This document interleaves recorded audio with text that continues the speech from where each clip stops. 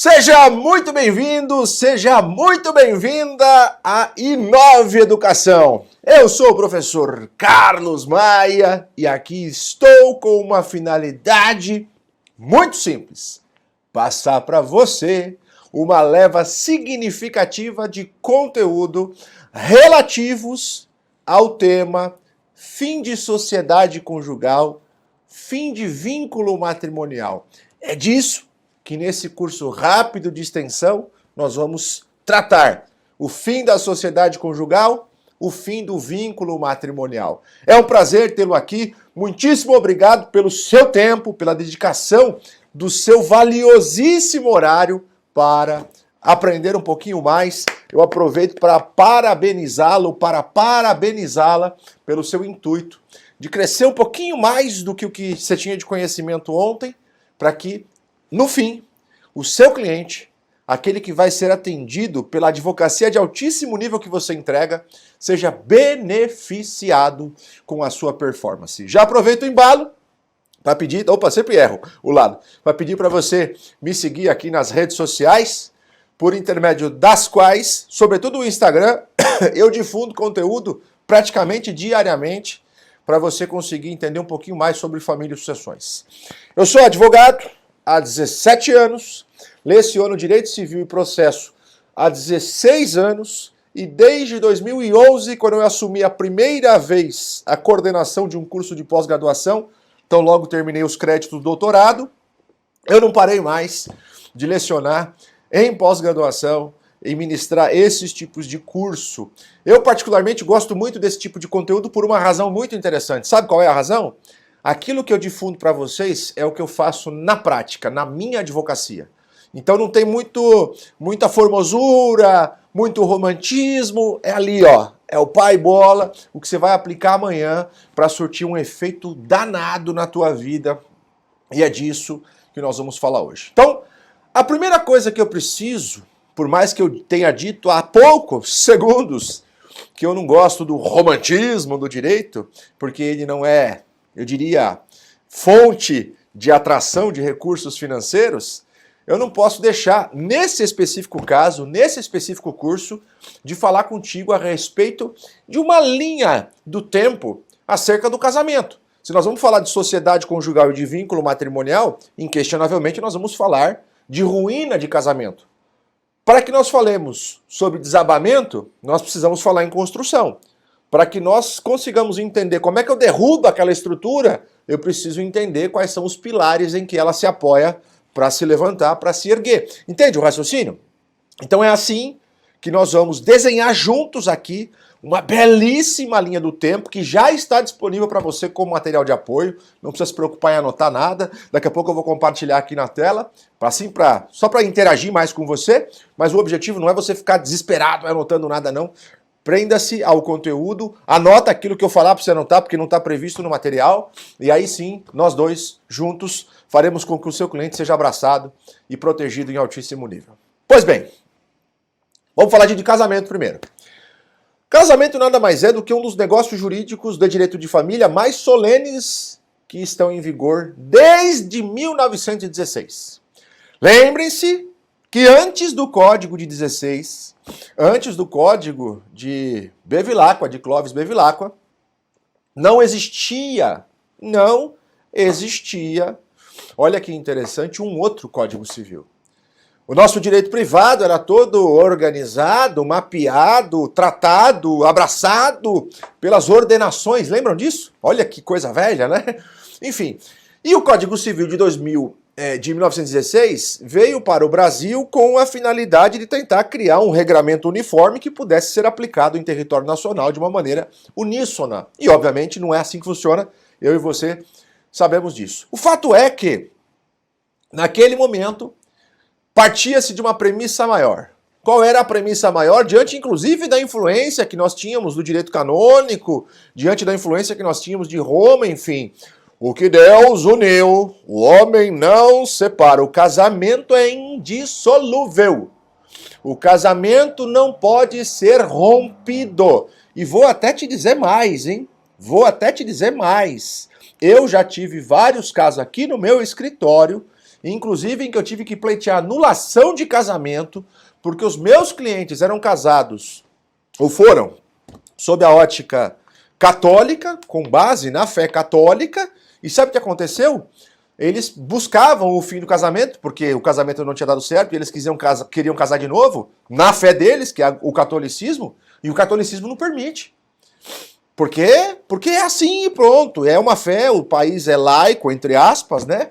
E se você vinculado a esta fé está, as regras desta fé precisam ser cumpridas, evidentemente. Nós não estamos aqui para fazer apologia ou crítica a qualquer tipo de fé, afinal de contas, eu costumo dizer que a melhor fé que tem é aquela que te faz bem. E tá tudo certo, tá tudo funcionando. Então perceba, até hoje ainda há essa ideia de que o que Deus uniu o homem não separa, não sob a ótica do direito, mas sim sob a ótica da fé, sob a ótica religiosa. Algumas fés pregam essa máxima. A gente tem que partir do pressuposto de que nós não vamos falar aqui de religião, mas eu estou falando de influência que nós tivemos lá no século passado para que essa norma viesse à tona. E qual que é a norma, professor Maia? O que Deus uniu, o homem não separa. Isso aconteceu lá no século passado, em 1916. Olha que legal a linha do tempo que vocês vão ter acesso. Código Civil de 16, 1º de janeiro de 1916, previsão apenas do desquite, no artigo 2673 do Código Civil de 16. Professor Maia, o que é desquite? Se você nasceu da década de 80 para trás, 70, 60, 50, enfim, você que está me assistindo agora, você deve ter ouvido falar essa expressão e talvez tenha até convivido com ela dentro da sua casa, porque você não podia se divorciar, mas era possível fazer o desquite. Eu não vou aqui falar sobre isso porque hoje não é mais possível, é uma letra morta a longuíssima data, daqui a pouco a gente vai falar sobre isso.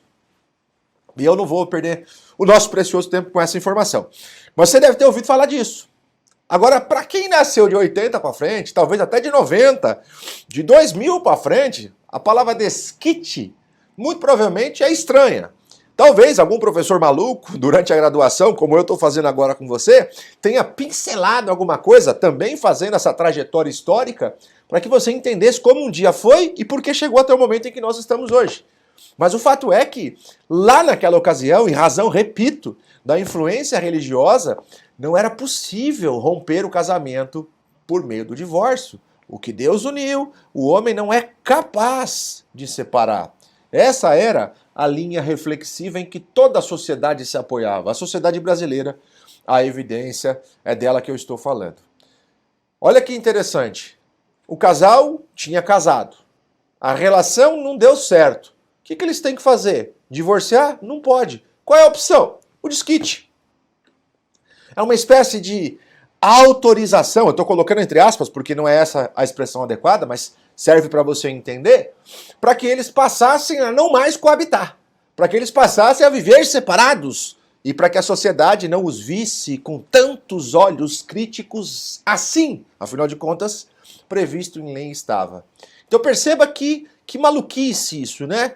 Hoje em dia nós estamos literalmente num cenário avesso, absolutamente oposto, caminhando por uma flexibilidade que também é, em tese pelo menos, maluca e prejudicial. A gente vai falar sobre isso mais para frente um pouquinho. Mas o fato é que havia, e vamos aqui falar numa linguagem mais jurídica, uma estúpida e inadmissível ingerência do Estado no ambiente familiar.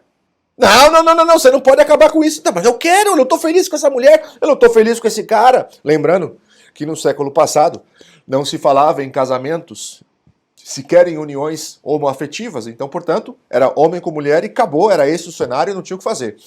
Então, quando a gente percebe hoje como é que a sociedade vivia no passado, a sensação que nós temos é até de asco, né? Como assim eu não posso me divorciar? Eu escolhi me casar, não posso escolher me separar? Mas que merda é essa? Só que hoje o contexto é diferente e, como eu disse, está migrando por uma certa banalização que merece algumas ressalvas. Eu já vou explicar para você que ressalvas são essas. Mas essa história, gente, de que o casamento era indissolúvel e que a única opção que se restava era o desquite, permaneceu durante longa data. Olha a nossa linha de tempo aí para você entender. Em 1977, olha só isso, apenas em 77. Deixa eu fazer uma conta aqui. porque eu sou ruim em matemática. Talvez seja um mal da advocacia, né? Não estou dizendo de todos. 1977 menos 1916, nós estamos falando de 61 anos. 61 anos, 6 décadas vivendo sob a ingerência do Estado. Você casou, agora você fica. Não tem como desfazer isso, não. Os meus avós viveram sob essa regra, os seus também. Era assim. Era a sociedade da época. Fazer o quê? Não tinha uma opção. Mas hoje a realidade é diferente. E repito, eu estou aguçando a curiosidade de vocês. Aí, professor, fala logo. Daqui a pouco a gente vai chegar lá. Vamos seguir uma linha organizada para ficar mais fácil. Há uma outra observação que eu não posso deixar de fazer.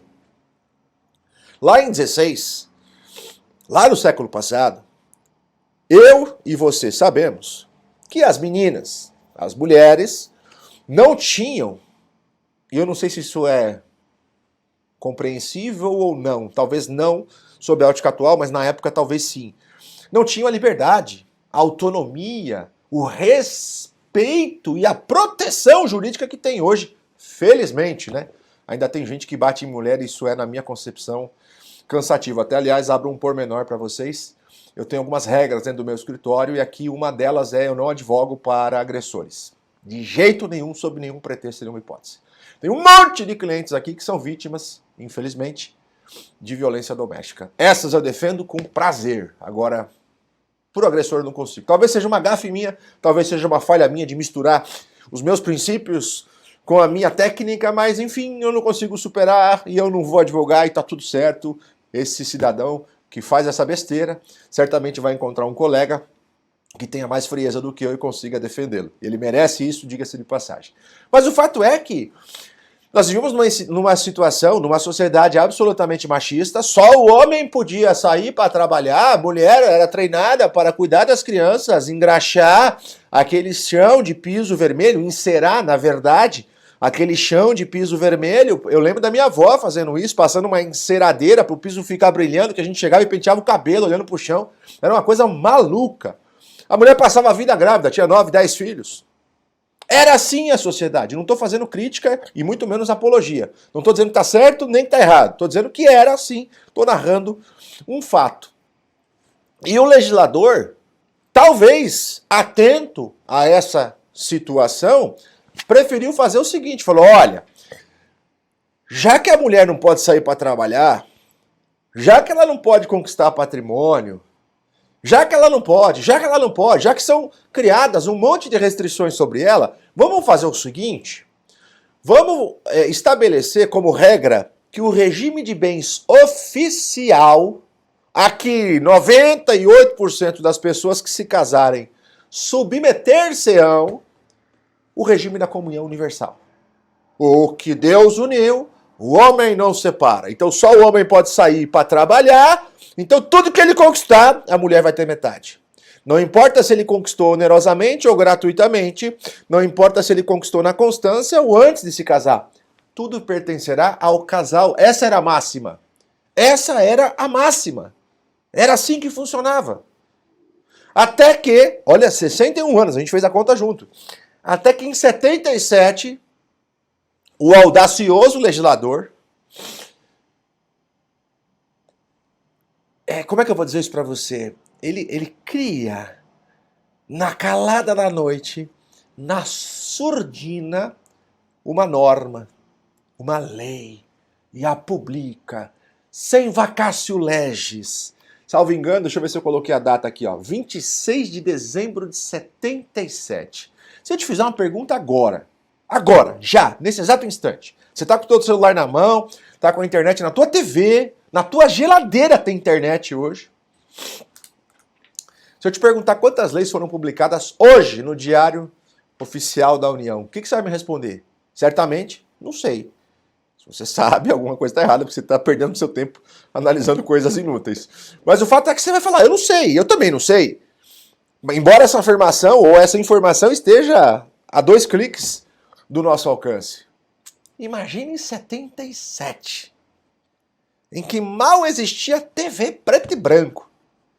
Como é que as pessoas sabiam que a legislação foi publicada? Vocês acham que elas receberam em casa um jornal, falou, entrou uma lei nova em publicação?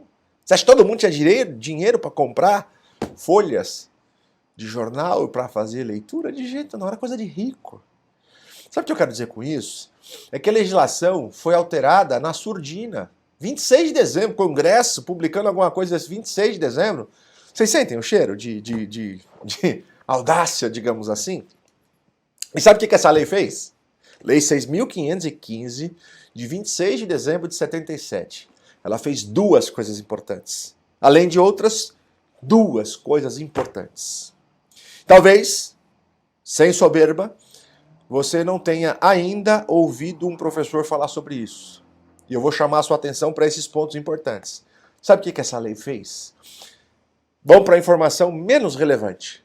Ela mudou o regime de bens. Ela falou o seguinte, ó, daqui para frente, do dia 27 em diante, lembrem-se, não teve vacatio legis. Eu estou afirmando isso para você. Quem se casar, vai se casar no regime da comunhão parcial de bens. A comunhão universal não é mais a regra. Olha só isso. Daqui para frente, a regra é a comunhão parcial de bens. Então, quem se casar, doravante, da publicação da norma em diante, casar-se-á no regime da comunhão parcial de bens. E não esqueçam de uma regra salutar que advém lá da lei de introdução. Sabe que regra é essa? Lei especial se sobrepõe à lei geral. Então, ainda que não tivesse havido uma expressa modificação do Código Civil de 16 por esta lei, o singelo fato dela ter sido publicada, em razão da especificidade da norma, já teria alterado isso. Olha que interessante. O regime de bens deixou, daquele momento em diante, de ser a comunhão universal e passou a ser a parcial. E, professor, qual é o impacto disso? Olha a regra. No regime da comunhão universal, é muito bonito, todo se comunica. Gratuito, onerosamente, antes, depois, no curso, enfim. Na comunhão parcial, não. Apenas os bens adquiridos onerosamente no curso do casamento. Sabe o que isso quer dizer? Que aquele cara que vinha de uma família abastada e machista, que estava na iminência, porque o pai estava no leito de morte, de receber uma fazenda de herança, de receber vários apartamentos de herança, de receber casas em vilas de herança, teria a autonomia para tirar proveito daquele patrimônio com exclusividade, porque sua esposa não era sua meeira, porque o regime de bens tinha mudado. E vou te dizer mais, se você notar, nas certidões de casamento de 78, 79, 80, eu já vi até de 82, em vez de estar escrito, quando está falando lá regime de bens, em vez de estar escrito comunhão parcial de bens, o que está escrito? Comunhão de bens. Não está dizendo se ela é parcial ou se ela é total, se ela é parcial ou se ela é universal. Só está escrito comunhão de bens. Imagina, gente, nós íamos de não só 61 de regramento expresso, mas se você for pular para trás, antes de 16, você retroage mais um tempão em que o que Deus uniu, o homem não separa. E de repente vem meia dúzia de congressistas e fala, não, vamos mudar isso aqui. Deus não manda nada, nós vamos mudar isso aqui, agora a gente pode acabar com o casamento. E aí nós vamos para a segunda observação, que foi a segunda coisa que a Lei 6.515 fez, que foi instituir no nosso país o divórcio. Divórcio, até 77, simplesmente não existia, não tinha previsão legal. E passou a ser uma ferramenta para se pôr fim a um casamento apenas a partir de 77.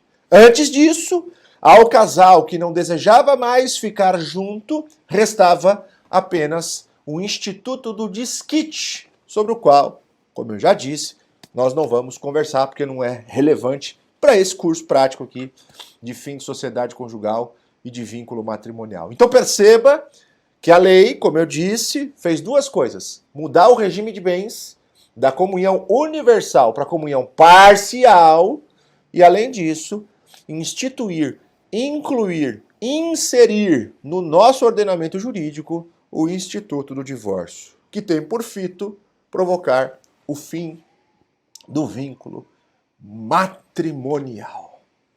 Vou fazer uma pausa e a gente já volta para o segundo bloco.